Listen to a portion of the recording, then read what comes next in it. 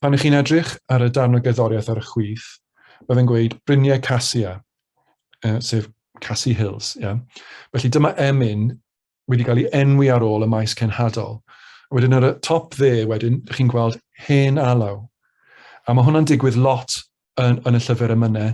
Mae'r emyn yma yn y llyfr emynau Khasi dal i fod. Llyfr Khasi Cacot Jingurwai. Dych chi'n dal i ffindio llawer iawn o emynau o Gymru. Ac mae'r emyn yma yn un ohonynt. A beth sydd wedi digwydd yma yw mae'r alaw yn alaw hun. Mae alaw werin yw hon.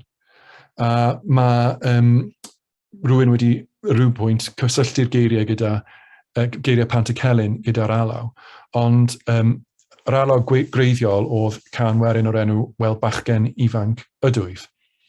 Felly, dyma un o'r ganeuon falle nath dechrau fi bant yn holi cwestiynau am y ffordd oedd y Cymru yn efengylu yn defnyddio emynau, a sut oedd hwnna yn perthyn i'n draddodiad gwerin ni, a sut oedden ni yn defnyddio emynau i cael gwared o diwylliant gwerin y bobl Khasi.